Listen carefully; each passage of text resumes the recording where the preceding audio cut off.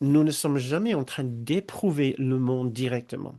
Nous réagissons non pas directement par rapport à ce qui se passe dans le monde, mais par rapport à nos pensées, par rapport à ce qui se passe dans le monde.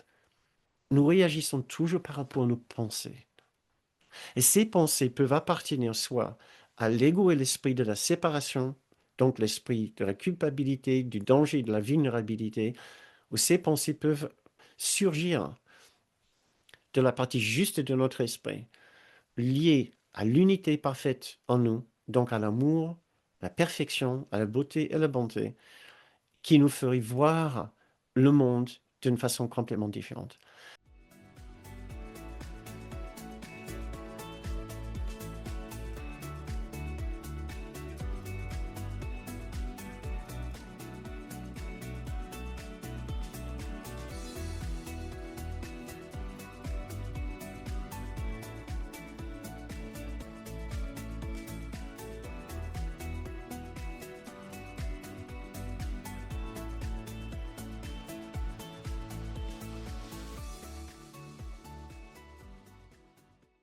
Et voici la leçon 23. Je peux échapper du monde que je vois en abandonnant les pensées d'attaque.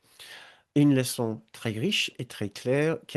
Selon Kenneth Wapnick, c'est aussi l'une des leçons les plus importantes qui nous parle de l'origine de notre mal-être dans le monde et aussi de comment changer entièrement notre expérience du monde.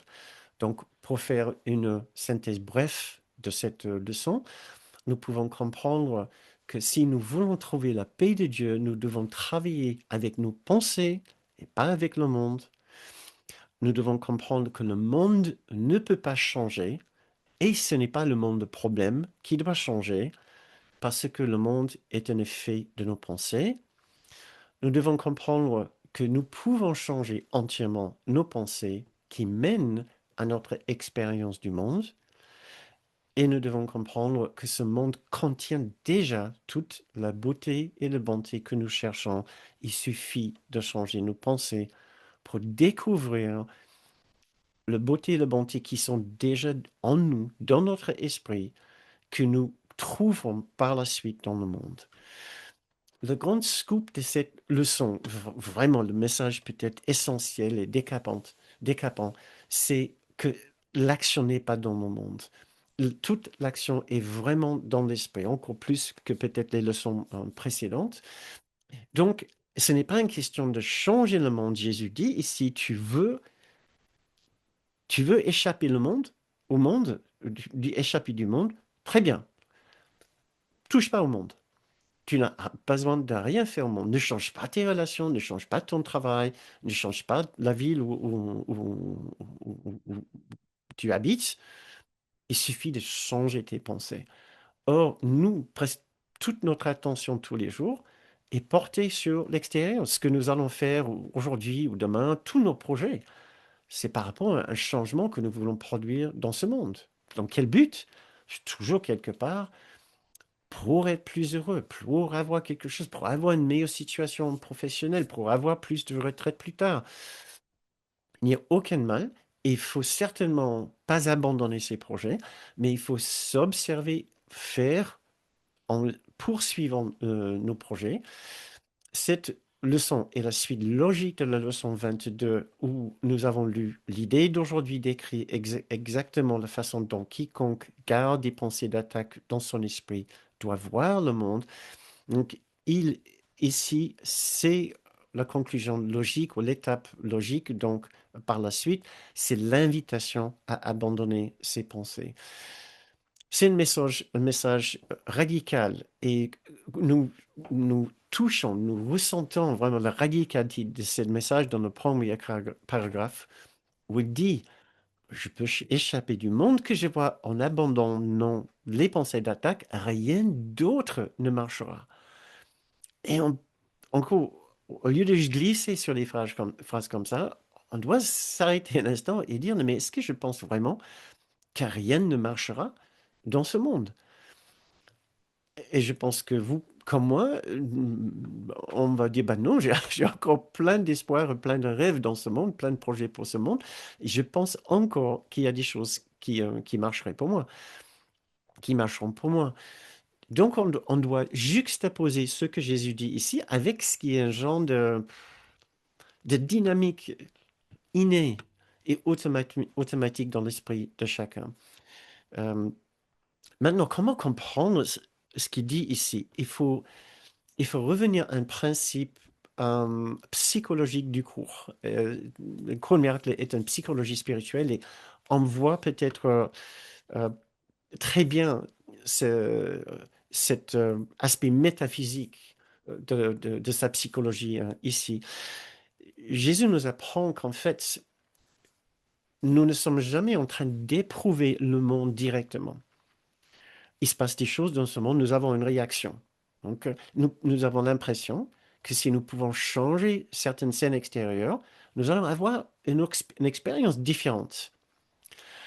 Jésus nous dit qu'il y a toujours l'intermédiaire de nos pensées entre notre réaction et entre ce qui se passe dans le monde et notre réaction. Nous réagissons non pas directement par rapport à ce qui se passe dans le monde, mais par rapport à nos pensées, par rapport à ce qui se passe dans le monde. Nous réagissons toujours par rapport à nos pensées. Et ces pensées peuvent appartenir soit à l'ego et l'esprit de la séparation, donc l'esprit de la culpabilité, du danger, de la vulnérabilité, ou ces pensées peuvent être issues ou peuvent surgir de la partie juste de notre esprit, liée à l'unité parfaite en nous, donc à l'amour, la perfection, à la beauté et la bonté, qui nous ferait voir le monde d'une façon complètement différente. Euh, j'ai j'ai eu une petite expérience ici que je trouvais amusante. Une idée d'un exercice que je me disais, mais comment est-ce que je peux rendre cette idée plus vivante? Ce n'est pas évident. Euh, Jésus voudrait qu'on comprenne que, à la base, quand nous regardons le monde et nous n'avons pas une bonne expérience, c'est parce que nous réagissons toujours à un genre de traumatisme ontologique dans notre esprit qui fabrique un genre de schéma, une, une, une voile de perception, une coloration sur tout ce que nous vivons ici. Donc, nous en avons déjà parlé dans les premières leçons. Essayons d'imaginer le même phénomène, mais de l'autre côté, de la façon totalement opposée. Imaginons un heureux événement. Imaginons l'événement le plus heureux que vous pouvez imaginer. Essayons de multiplier ça par 10. L'effet euphorique, l'effet de bonheur et de paix. Essayons de multiplier ça par 10. Et après par 100. Et après par 1000. Et imaginez maintenant comment nous regardons le monde si nous savions que cet événement heureux s'était produit dans notre vie, dans notre existence. Est-ce que vous pouvez commencer à imaginer que cela pouvait colorer plus positivement tout ce que vous comprenez de ce qui se passe dans le monde? Parce qu'il y a un événement heureux qui nous attend. Et c'est le retrouvailles avec notre propre perfection, notre propre innocence. C'est l'expérience du souvenir de l'amour de Dieu, l'amour parfait, l'amour qui nous aime au-delà d'absolument tout. Cet événement-là changera tout entièrement notre façon de vivre dans ce monde et de voir ce monde. Et c'est peut-être en réfléchissant à ces phénomènes dans notre esprit, cette façon dont notre esprit fonctionne, en choisissant entre une trame basée sur une tragédie, un désastre, et une autre basée totalement sur un événement d'une beauté et d'une joie absolument extraordinaire, en comprenant comment le choix de cette trame influence entièrement notre expérience du monde, que nous pouvons comprendre comment ce genre de leçon peut être vrai. Ce n'est pas ce monde qui est l'origine de notre expérience. Donc, si nous voulons échapper aux douleurs de ce monde, il faut changer de système de pensée. Et le système de pensée que nous avons choisi sera toujours dévoilé par nos pensées d'attaque. Ouais. Et sera toujours renforcé par nos pensées d'attaque. Donc, très bien. Avançons un petit peu. On peut regarder quelques petites phrases de cette leçon. La première phrase ici, qui est intéressante, c'est celle-ci. Chaque pensée que tu as forme un segment du monde que tu vois. Euh, je suis un peu ému parce qu'en fait, je crois que j'aurais aimé vous donner quelques instants à réfléchir à ce dernier exercice que je vous ai invité à faire. Je ne sais pas si vous avez eu une réaction à ce que je vous ai demandé de faire. Si oui, vous pouvez mettre votre réaction dans le fil de chat et je vais essayer de lire au fur et à mesure, lire tout à l'heure. Euh, mais c'est véritablement ce genre de dynamique qui se produit, qui, qui, euh, qui est en train de déterminer nos réactions par rapport au monde, tout notre vécu, en fait. C'est le choix entre une tragédie cosmique et euh, une bonne nouvelle cosmique, une bonne nouvelle métaphysique. Mais euh, comment dire, c'est quoi l'inverse d'une tragédie? D'une d'une explosion de joie, c'est le retrouvaille avec nous-mêmes, avec notre source, avec le Bonti qui est notre véritable source. Voilà. Continuons. Très bien. Donc, je vous ai dit, on va regarder cette phrase. Chaque pensée que tu as forme un segment du monde que tu vois.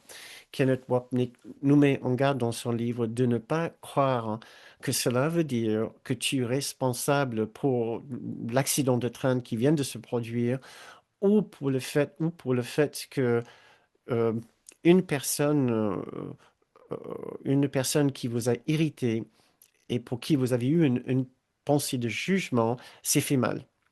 Donc, sera facile de faire un amalgame et de penser que nous sommes responsables pour ce qui est arrivé à cette personne, du fait d'avoir une pensée de manquant de gentillesse envers cette personne. Je relis la phrase, chaque pensée que tu as forme un segment du monde que tu vois. Euh, ce n'est pas notre pensée qui produit les événements ici. Kenneth voudrait qu'on pense que le segment du monde que tu vois, avec l'accent sur le que tu vois, le segment, chaque pensée forme un segment du monde que nous éprouvons par notre perception. C'est un segment de notre expérience du monde ici. Sinon, cela pourrait nous mener très vite vers un sentiment de culpabilité ou de peur de notre propre pensée. Donc, lisons, chaque pensée que tu as forme un segment de notre expérience du monde. Dans le deuxième paragraphe, nous lisons, le monde est incapable de changer. Donc, il nous met en garde ici de ne pas arrêter nos projets maintenant que nous apprenons que ne peut rien changer. C'est par nos projets que nous allons continuer à apprendre nos leçons. Toutes les personnes qui ont vécu des puissantes expériences de transformation de l'esprit sont restés très engagés dans ce monde. Ils ne se retirent pas du monde, soit ils continuent à enseigner d'une façon très engagée, comme Ramana Maharshi, Nisargadatta, ou soit ils sont très engagés d'une autre façon, comme Kenneth Wapnick avec son centre. Donc, nous n'avons pas besoin de craindre qu'à force de faire ces leçons, nous allons retirer du monde. Euh, le monde est incapable de changer. Nous pouvons dire à Jésus, mais si le monde change, le monde, j'ai vu beaucoup de changements dans le monde depuis mon enfance même. Il ne veut pas dire dans ce sens-là, les scènes changent, mais le mécanisme et le fond derrière ces scènes ne changent pas. Il veut dire que même si les scènes changent, cela ne changera rien pour toi en termes de ton expérience. Euh, donc, le monde est incapable de changer fondamentalement au niveau de ses mécanismes de fond, pour nous satisfaire, puisque c'est un effet. La vraie source de tout est dans notre esprit. Euh, mais encore, cela ne veut pas dire qu'on doit se désengager de nos projets. Il peut avoir une certaine déception en pensant que le monde n'est pas capable de nous satisfaire, mais c'est une déception nécessaire pour ouvrir notre esprit à la vraie source du vrai bonheur, pour le trouver là où c'est à l'intérieur de notre esprit et de commencer à nous désengager, pas désengager, mais nous détacher de l'idée que nous allons trouver le bonheur que nous cherchons une fois que nous avons réussi tel ou tel projet. Encore, cela ne veut jamais dire que nous devons abandonner nos projets parce que le Saint-Esprit en nous peut se servir de tout, tout, tout. Si vous êtes pour nous apprendre nos leçons et pour aussi pour apprendre aux autres, pour nous mettre à l'endroit où nous devons être pour communiquer les messages que nous sommes censés communiquer. Voilà. Nous lisons dans le deuxième paragraphe, il est certes utile de changer tes pensées au sujet du monde. Et j'ai une question pour vous. Essayons de réfléchir, voilà, à d'autres pensées que vous pouvez avoir au sujet du monde. Quelles sont il suggère par cette phrase, il est certes utile, je le relis, de changer tes pensées au sujet du monde. Quelles sont ces autres pensées? Il suggère qu'il y en a. Quelles sont les autres pensées que nous pouvons avoir au sujet du monde? Il nous, les Lego nous en a proposé plein. C'est le monde de vengeance, c'est le monde de danger, c'est le monde où nous allons nous éclater, nous allons trouver notre bonheur, c'est le monde où nous devons nous défendre. Et donc, Jésus nous invite à ouvrir notre esprit à d'autres sujets, d'autres- à d'autres pensées au sujet du monde. J'en ai deux ici, ce que je vais nous avancer un petit peu sur notre parcours ce soir. Euh, c'est juste de voir. Euh, J'apprécie beaucoup vos commentaires. Je crois que je vais les lire, hein. Je vais me tourner vers ces commentaires après, dans la deuxième partie de la séance. Merci pour votre compréhension. Euh, j'ai deux suggestions. Par exemple, ce monde n'est pas notre véritable maison. Nous venons d'un ailleurs, de notre lieu de sécurité, de paix, d'abondance, d'un genre d'amour infini et éternel. Ça, c'est une idée, que ce monde n'est pas notre vraie maison et nous avons une autre maison, une autre pensée que nous pouvons avoir par rapport à ce monde et que ce monde n'est pas une prison, et n'est pas un lieu de tous les dangers, mais c'est un lieu d'apprentissage où nous pouvons apprendre sur la présence de l'amour et de la paix de Dieu, là où nous sommes tous les jours, par exemple. Et une dernière... ah oui, oui, ça c'est plutôt important. Nous lisons dans le paragraphe 5. L'idée d'aujourd'hui introduit la pensée que tu n'es pas emprisonné dans le monde que tu vois parce que sa cause peut être changée. Ce changement requiert d'abord que la cause soit identifiée, puis lâchée, afin qu'elle puisse être remplacée. Cette dernière phrase était la base d'un bon nombre de stages que Kenneth Wapnick a fait sur les trois étapes du pardon. Ce changement, je relis, requiert d'abord que la cause soit identifiée, une première étape, puis lâchée, deuxième étape, afin qu'elle puisse être remplacée, troisième étape. Pour le lire, pour vous expliquer cela très synthétiquement, la première étape du pardon ici, c'est de reconnaître que le problème est dans nos pensées et pas chez les autres ou dans le monde. Ça, c'est quand Jésus dit la cause, la vraie cause soit identifiée. Puis lâcher, c'est la deuxième étape. C'est là où je vois que mon ancien but, je ne le veux plus, je lâche prise de toutes ces pensées. de jugement, d'attaque, de toute mon ancienne façon de faire, puisqu'elles me font mal. Je lâche prise sur cette vraie cause qui sont mes pensées d'attaque. Dernière étape, j'invite le Saint-Esprit ou Jésus, mon grand soi, de remplacer mes pensées par les siennes. Je veux ses pensées maintenant, pas les miennes. Right? Et ainsi, comme selon cette dernière phrase-là, mes pensées seront remplacées par les siennes. Impeccable. Donc voilà une lecture de cette leçon pour les personnes qui font cette leçon pour la première fois. Merci beaucoup. Je vous souhaite bonne pratique de la leçon 23. Et maintenant, pour passer quelques minutes avec les étudiants plus avancés.